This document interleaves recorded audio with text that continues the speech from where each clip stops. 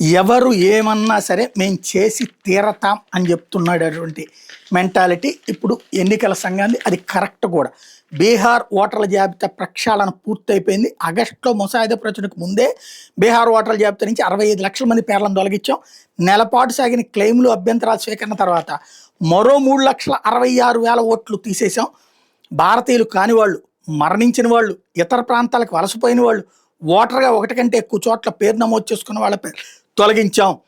మీ పేరును తప్పుగా తొలగించినట్టు ఎవరైనా భావిస్తే ఇప్పుడు కూడా సంబంధిత జిల్లా ఎన్నికల కార్యాలయాలు సంప్రదించండి. ఇది ఎన్నికల సంఘం తేల్చి చెప్పినటువంటిది. రాహుల్ ఓట్ చోర్ అనేటటువంటిది పచ్చి అబద్ధం. ఇంత సమయం ఇచ్చినా అక్కడ అప్లై చేసుకున్నటువంటి వాళ్ళు 0.00001% కూడా లేరు. అంటే అవకతవకలు అన్నటువంటిది ప్రపంచాన్ని నమ్మించడానికి, భారత్కు వ్యతిరేకంగా మోసం చేయడానికి, అట్లాగే భారతదేశంలో జరిగే ఎన్నికల మీద ఒక అపనమ్మకాన్ని కలిగించడానికి విదేశీ శక్తుల కుట్రతోనే రాహుల్ గాంధీ ఈ పని చేస్తున్నాడు అన్న విషయం మరోసారి స్పష్టమవుతోంది.